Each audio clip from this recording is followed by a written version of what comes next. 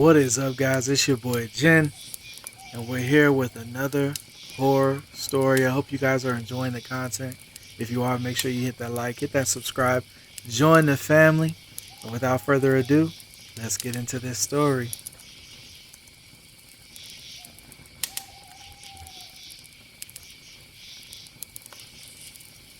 The light beneath the door.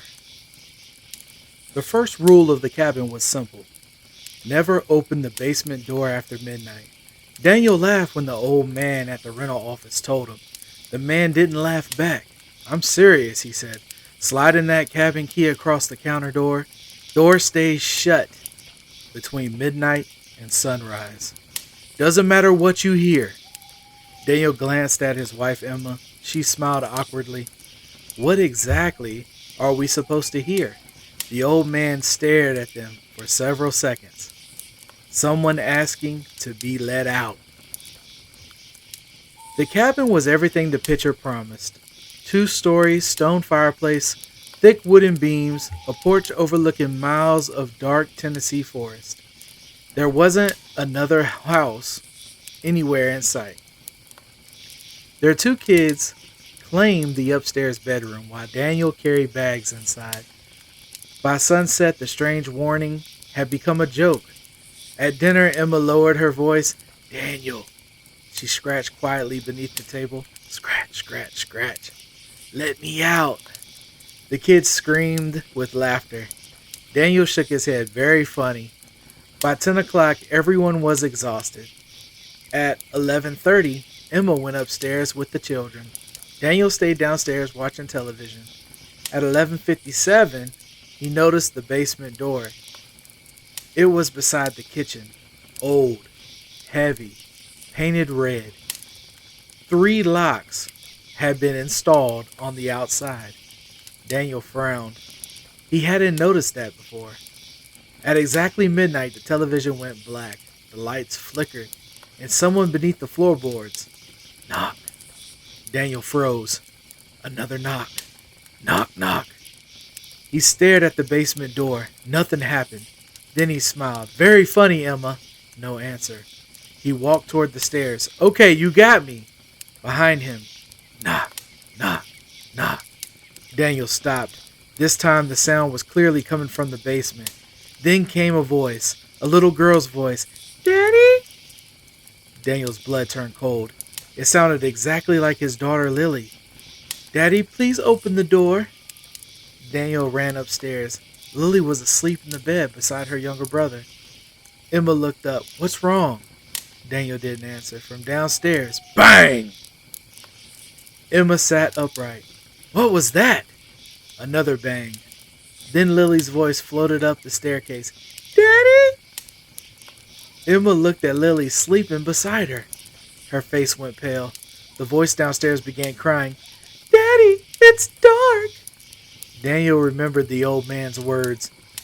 "Doesn't matter what you hear." He quietly closed the bedroom door. For several minutes, nothing happened. Then the crying stopped. A different voice came from downstairs, Emma's voice. "Daniel?" Emma grabbed his arm. Daniel stared at her. The voice below continued. "Daniel, I fell down the stairs." Something scratched against the basement door. "Please help me." Emma whispered, "Don't go down there." Daniel wasn't planning to. Then they heard something worse. Daniel's own voice. "Emma?" It was downstairs. Perfect. Identical. "Emma, open the door." The bedroom went completely silent. Then footsteps began moving around the first floor. Slowly. Thump, thump, thump. Something was walking through the cabin, but the basement door hadn't opened. Daniel checked the time. 12:43 a.m. The footsteps reached the staircase. They began climbing. 1 step, 2, 3. Emma pulled the children close. Daniel grabbed the fireplace poker he'd brought from upstairs. The footsteps stopped outside the bedroom. Someone gently knocked 3 times. Knock, knock, knock. Then, "Daddy?" Lily's voice. Daniel looked toward the bed. Lily was awake now. She stared at the door. "Daddy," she whispered, "why do I hear myself?" The thing outside scratched the wood and whispered, "Because you're upstairs." Nobody moved. The doorknob slowly turned. Luckily, Daniel had locked it. The thing pushed against the door once, twice, then stopped. Silence. 5 minutes passed. 10, 20. At 1:17, Daniel finally breathed again. Then his son sat up. "Mommy?" Emma looked down. "What?" The boy pointed toward the bedroom closet. A thin line of yellow light glowed beneath its door.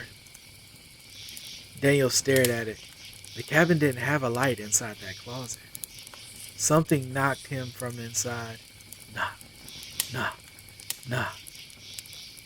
Emma covered her mouth. Daniel backed toward the hallway door.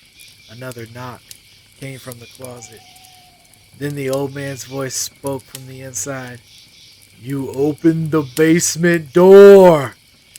Daniel shook his head. "No, I didn't." The voice answered immediately. "I wasn't talking to you." Everyone slowly turned toward Lily. Her face had gone white. Daniel whispered, "Lily?" She started crying. "I heard something calling me earlier." Emma stared at her daughter. "When? When you were downstairs?" Daniel's stomach dropped. Lily pointed toward the hallway. "It sounded like Daddy." Daniel remembered. He had been downstairs until midnight. Lily continued.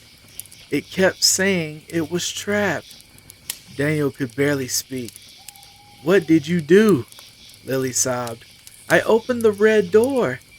The closet light went out.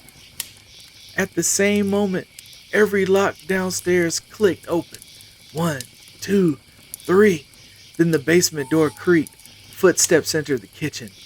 But this time, there was more than one set. There were dozens. The old man's voice came from downstairs. Then Emma's. Then Daniel's. Then Lily's. The voices they didn't recognize. Men, women, children, all whispering the same sentence. "Thank you for letting us out!" Daniel grabbed his family and ran. They smashed through the bedroom window into the porch roof and climbed down. Nobody stopped to grab shoes. Nobody grabbed their phones. They ran through the woods until sunrise. When police finally returned to the cabin, they found nothing. No footprints, no broken basement door, no evidence anyone had even been inside. The rental company refunded their money. The old man refused to answer Daniel's calls. For 3 months, life slowly returned to normal. They moved to a new house. Eventually, even the nightmares stopped. Until one night, at exactly midnight, Daniel woke to someone knocking. 3 quiet knocks. Knock, knock, knock. Emma woke beside him. "Did you hear that?" Daniel stared toward the bedroom door. Nothing. Then the sound came again. Not from the hallway, from underneath their bed. Knock, knock, knock. Daniel couldn't move. A little girl's voice whispered beneath him, "Daddy?" Daniel slowly turned toward Lily's empty bedroom across the hall.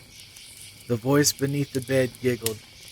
And upstairs, something wearing Lily's voice screamed, "Daddy, don't listen to it." Daniel looked at Emma. Emma looked at Daniel. Then another voice whispered from beneath the mattress. This one belonged to the old man. "You brought them home!"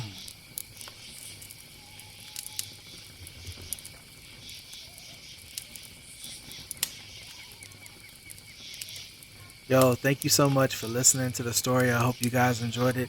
If you did, make sure you hit that like, hit that subscribe, join the family. We posting horror stories every week. So definitely tune in, and I'll see you on the next one, all right? Y'all be easy.